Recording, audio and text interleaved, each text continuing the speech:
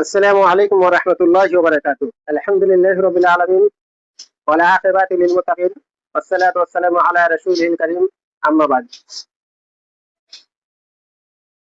आज हम लोग इस हफ्तावारी प्रोग्राम में एक्टिविटी में आज अल एहसान एकेडमी के सारे बच्चों को और इस वीडियो के जरिए से जितने भी आवाम देखेंगे उन सबको आज सिखाएंगे कि मैयत को गुस्ल किस तरह से दिया जाता है। आज हम लोगों के सामने हम लोग का ही एक स्टूडेंट मैयत के रूप में रखा गया है। ये बिल्कुल बाहयात है माशाल्लाह और इसका सेहत भी बहुत तंदुरुस्त है, लेकिन इसलिए जरूरत पड़ा एक मैयत का। तो जिस लिहाज पर हमने इस स्टूडेंट को मैयत के रूप पर बना करके सुलाया हुआ और जिस चीज की हमें जरूरत पड़ेगी उन सारे चीजों को भी गिनाऊंगा कि मैयत को किस तरह से गुस्ल दिया जाता है। सबसे पहले कि एक या दो जितने सारे चादरों की जरूरत पड़ सकती है ये आप अपने एतबार से करेंगे, जगह को देखकर, अपने घर के माहौल को देखकर मैयत को मतलब ढाकने के लिए। हम लोग फिलहाल अभी स्कूल के बच्चों को दिखाने के लिए और वीडियो के जरिए से जितने भी हम देखेंगे उन सारे इंसानों के लिए मैं सिर्फ एक ही चादर का इस्तेमाल कर रहा हूँ कि इसको पहना कर ढाक देते हैं ताकि इसकी इज्जत का हम लोग ख्याल करेंगे कि कहीं ना देखिए। और चादर लीजिएगा तो थोड़ा सा मतलब बड़ा लीजिएगा कि इधर उधर से फैला हुआ रहे, ताकि मैयत को जब गुस्ल देंगे तो गुस्ल देते वक्त तो करवट की जरूरत पड़ती है, कभी इस करवट तो कभी उस करवट। तो जब करवट दिलाएंगे मैयत को गुस्ल देने के लिए तो उसका जिस्म जो है कि किसी को मतलब नजर ना आए। और गुस्ल देते वक्त जो भी गुस्ल देंगे वो इस बात का ख्याल रखेंगे कि मैयत की जिस्म को देखना नहीं है, बल्कि बगैर देखे ही उसको मतलब गुस्ल देना है और उसके पूरे जिस्म को साफ करना है। और उसके साथ साथ चादर से ओढ़ देने के बाद एक चादर या दो चादर जितनी आपके जरूरत के बिना पर जितना पड़े उतना लीजिएगा, इस्तेमाल कीजिएगा। फिलहाल तो हम लोग एक ही किए हैं। और उसके बाद कैंची का भी जरूरत पड़ सकता है। कैंची का जरूरत क्यों? क्योंकि जो लिबास वो पहन के रहेंगे उसको खोलने की जरूरत पड़ सकते हैं। अब उसको ऐसे ही नॉर्मली अगर हाथ से खोल सकते हैं तो अच्छी बात है, लेकिन कुछ कुछ जैसे लुंगी हो गया उसका हल्का सा गांठ किसी तरह खोल दिया और उसको मतलब नीचे से खींच के मतलब खोल सकते हैं। लेकिन कुछ पैंट या फिर कुछ इस तरह के कुछ दूसरे लिबास जो पहन के रखते हैं जो जिसको खोलना जो कि मुनासिब नहीं है, तो उस लिबास को क्या करेंगे हम लोग कैंची से काट देंगे और फिर उसको नीचे तरफ से खींच के उसको उतार देंगे। तो ये रहा प्रोसेस। अब हम लोग गुस्ल देने के जरिए से हम लोगों को जिन जिन सामानों की जरूरत पड़ सकती है वो इंशाल्लाह आप लोगों को मतलब वक्तन फवक्तन बताते रहेंगे। तो सबसे पहली बात कि गुस्ल देना एक इबादत है और इसमें बहुत सारे सवाब मिलते हैं। एक सही हदीस में आए हैं कि अगर कोई इंसान किसी मैयत को गुस्ल देते हैं तो और उसकी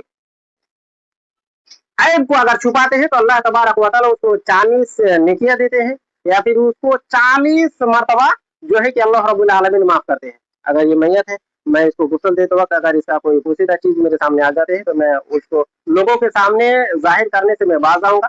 और उसको गुस्ल देने वाला जो मैं काम कर रहा हूँ अगर इसको मैं ईमान के साथ अगर कर रहा हूँ तो इंशाअल्लाह ताला अल्लाह तबारक व तआला मुझे इसके बदले या फिर आप भी जब किसी मैयत को गुस्ल देंगे तो इंशाअल्लाह ताला आपको भी अल्लाह रब्बुल आलमीन मैयत को गुस्ल देने के लिए आपको अल्लाह तबारक व तआला 40 नेकियां या फिर 40 मरतबा आपको अल्लाह तबारक व तआला मैयत को गुस्ल देने की वजह से आपको माफ कर सकते हैं। तो लिहाजा मैयत को गुस्ल देना एक सवाब की नियत पर इसको गुस्ल देने की कोशिश करेंगे और इसको गुस्ल देंगे तो इंशाअल्लाह ताला आपको और हमें अल्लाह रब्बुल आलमीन सवाब से नवाजेंगे। तो गुस्ल देने का जो तरीका है, पहले तो चादर जितनी जरूरत पड़ेगी उतनी लीजिएगा और फिर उसके बाद हदीस में आए हैं कि मैयत को 3 मरतबा गुस्ल देना है और फिर दूसरे हदीस में आए हैं कि 5 मरतबा और फिर और एक हदीस में आए हैं कि 7 मरतबा और फिर और एक हदीस में आए हैं कि वितरन, यानी कि आपको जरूरत के बिना पर आप 3 मरतबा भी दे सकते हैं, नहीं तो 5 नहीं तो 7 और अगर उसे मजीद भी पड़े यानी तो जितना भी मरतबा आपको जरूरत पड़े कि गुस्ल दे रहे फिर कुछ हो जाता है या फिर कुछ गंदगी लग जाती है तो उसको जरूरत के बिना पर जितना भी गुस्ल देंगे। लेकिन इस बात का हम लोग ख्याल रखेंगे कि वितरण होना चाहिए, बेजोड़ होना चाहिए। जब भी हम लोग गुस्ल देंगे तो बेजोड़ होनी चाहिए और बेजोड़ में भी आप इस बात का ख्याल रखेंगे, हम लोग इस बात का ख्याल रखना होगा कि बेजोड़ में भी जिस बार हम लोग लास्ट टाइम मैयत को गुस्ल कराएंगे उस टाइम में कपूर का इस्तेमाल करेंगे, यानी लास्ट मरतबा में हम लोग कपूर पानी में मिक्स करेंगे और पानी में मिक्स करने के बाद कपूर के साथ ही मैयत के ऊपर ये करेंगे, पानी छिड़काव करेंगे, पानी से धोएंगे। और पहली बार धोते वक्त हम लोग उसमें जो पानी को गर्म कर लेंगे, और पानी गर्म करने से क्या होगा कि पानी गर्म करेंगे और पानी गर्म करने के साथ आप लोग देख रहे हैं ये बैर का पत्ता है, और इस बैर का पत्ता को ही पानी में डाल देंगे, और पानी में डालने के साथ ही इसको गर्म करेंगे ताकि बैर का जो ये है केमिकल है वो उसमें चला जाए, और उसके साथ ही मतलब मैयत को पहली मर्तबा जब धोएंगे तब बैर के पत्ता के साथ धोएंगे, और फिर आखिरी मर्तबा जब भी धोएंगे 3 हो 5 हो 7 हो या फिर वितरण जितने मर्तबा मस्जिद हम लोग को जरूरत पड़े, आखिरी मर्तबा हम लोग ये जो कपूर है इसका इस्तेमाल करेंगे। तो हम लोग पहली मर्तबा जब गुसल देंगे तो बैर का पत्ता का इस्तेमाल करेंगे और इसको गर्म कर लेंगे। तो बैर का पत्ता हम लोग मिसाल के तौर पर अभी आप लोग को दिखाने के लिए कुछ पत्ता बैर का पत्ता दे देते हैं, और फिर उसको गर्म करके उसको मतलब इस्तेमाल करेंगे। तो फिर गुसल देने से पहले वुजू कराना होता है, जो कि हदीस में आए हैं, उसको वुजू कराना जरूरी है। गुसल देने से पहले हम लोग को इस बात का ख्याल रखना होता है कि जब वफात होते हैं तो उसका कुछ गंदगी जो है उसके बॉडी से निकल जाते हैं, तो उसका साफ करते हैं। या फिर कुछ ऐसे भी होते हैं जो कि उस टाइम तो क्लियर नहीं होते हैं, लेकिन उसको गुसल देने के बाद, उसको कफन पहनाने के बाद फिर उसके कुछ गंदगी जो है तो उसके जिस्म से निकल जाते हैं। तो सबसे पहले हम लोग उसका वुजू कराने से पहले उसका जो गंदगी है, और अगर उसका जिस्म में कहीं बाकी है ना क्या, उस चीज को हम लोग सबसे पहले साफ कर लेंगे। वजू कराने से पहले अपने हाथ में ग्लव्स पहन लेंगे, और उससे पहले इसके जब वफात हुआ था उस टाइम इसका मतलब जो गंदगी है वो मुकम्मल तौर पर निकला था कि नहीं निकला था। तो फिलहाल इसका गंदगी को निकालने का सबसे आसान और अच्छा तरीका यही है कि उसका सिर को हल्का सा ऊपर उठाइए, और ऊपर उठाने के बाद हल्का इस तरह से उसका पेट में जो है कि हल्का से इस तरह से प्रेस करेंगे, तो जो भी गंदगी है वो अब निकल जाएंगे। इस तरह से कुछ मरतबा करेंगे और फिर छोड़ देंगे। अब निकालने के बाद इसको आहिस्ता से आराम से सुला देंगे, और उसके बाद हम लोग तो वीडियो में दिखाने के लिए फिलहाल एक ही लाए हैं कपड़ा।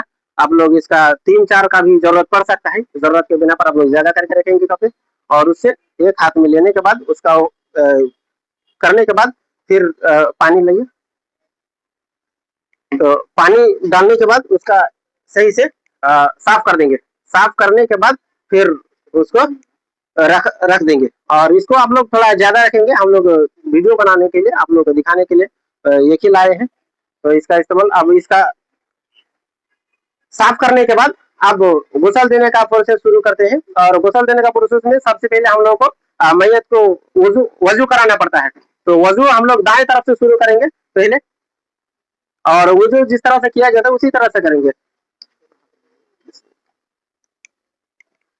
फिर दाएं तरफ, उसके बाद फिर बाएं तरफ। अब ये होने के बाद जो वजू का प्रोसेस है, अब जाहिर सी बात है कि अब तो वो मैयत है, उसके मुंह में पानी नहीं दे सकते, तो हाथ धोने के बाद मुंह में मैयत के मुंह में पानी नहीं डालेंगे, बल्कि उसका कॉटन ले लेंगे। इस तरह का कॉटन पानी में भिगा कर उसका जो दांत है हल्का से गैप करके इस तरह से साफ कर देंगे, और फिर ये कॉटन ज्यादा करके रखेंगे क्योंकि ये गंदगी उसका मुंह का साफ किया है। इसका 3 मरतबा करने के बाद फिर दूसरा वाला कॉटन लीजिएगा। फिलहाल हम लोग वीडियो बनाने के लिए थोड़ा सा कॉटन लिए हैं, फिर इस वीडियो को मतलब ये कॉटन चेंज करने के बाद फिर दूसरा कॉटन लीजिएगा। तो इस तरह से 3 मरतबा फिर फेंकने के बाद फिर 1 मरतबा लीजिएगा, फिर इस तरह से हो जाए 3 मरतबा। फिर आप दूसरा कॉटन लेके अब उसके नाक में हल्का सा पानी लेके डुबो के नाक में जितना सा होता है इस तरह से हल्का सा करना है, इतना नहीं कि लंबा करके एकदम पूरा अंदर घुसा देना है। और इसको भी 3 मरतबा करना है। हर बार कॉटन चेंज कर लीजिएगा, क्योंकि एक बार जब करते हैं तो उसके साथ उसी कॉटन के साथ साथ गंदगी भी बाहर निकल जाती है। तो इसी प्रोसेस को इस तरह से डुबाइए, दूसरा कॉटन लिए और फिर उसका नाक में जितना दूर तक जाता है इस तरह से कर लेंगे। अब नाक हो गया। इस कॉटन को फेंकने के बाद कॉटन को रख देना है, और उसके बाद अब वजू के जैसा ही अब उसके चेहरा को धोना है 3 मरतबा। पानी लेके उसके चेहरा को अच्छे से साफ कर देना है 3 मरतबा। 3 मरतबा करने के बाद अब उसके हाथ को धोना है कोहनी तक। तो पानी लेके उसका कोहनी तक, पहले दाएं हाथ फिर उसके बाद बायां हाथ।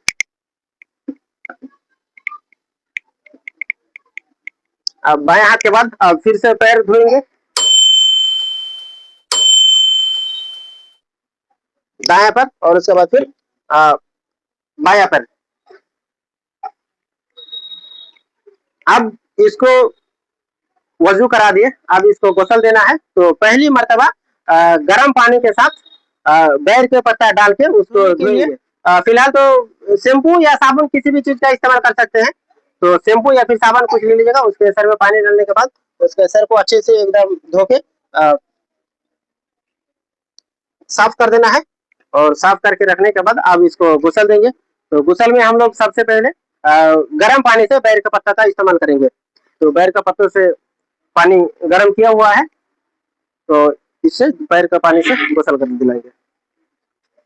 और मैयत के जिस्म को देखना नहीं है, ऐसे ही उसको करवट में दिलाना है, दाएं करवट में।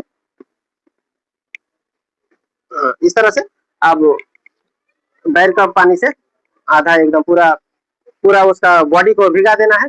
फिर इस तरह पूरा भिगा दिए, और इस तरह पूरा भिगाने के बाद अब इसी तरह से ये बाएं जाने भी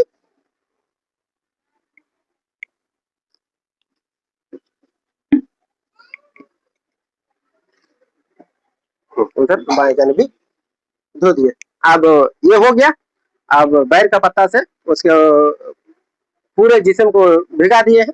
अब साबुन से उसके पूरा बॉडी में साबुन लगा देंगे। एक साबुन ले लिए,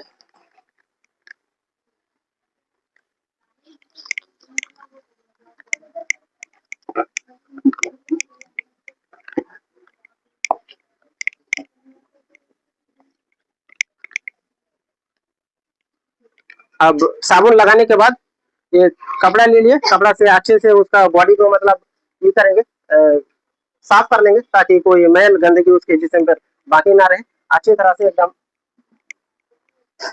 रगड़ने के बाद अब फिर दूसरी मर्तबा एक साफ पानी लेंगे और उसके जिस्म को पहले दाएं जानिब फिर बाएं जानिब धो देंगे।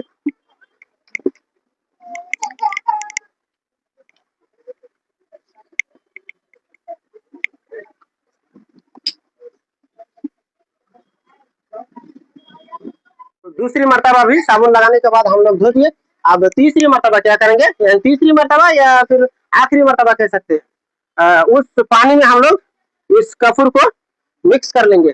और ये कपूर जो है ऐसे ही हल्का सा अगर हाथ में अगर प्रेस करेंगे तो ये मतलब ये हो जाते हैं, टूट जाते हैं एकदम। तो ये कपूर की एक खासियत है कि वो पानी में टूटने के बाद ऐसे तो टूट जाते हैं, लेकिन वो पानी में जो है कि पूरा गलते नहीं है।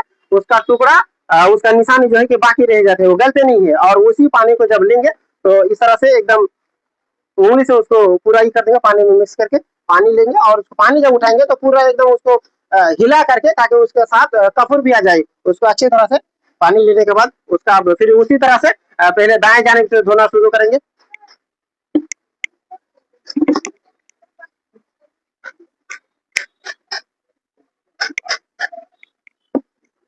अब 3 मर्तबा इस तरह से धोने के बाद अब एक हम लोग टॉवल लेंगे, और उसके बाद उसके जिस्म को मतलब पोछा लगा देंगे।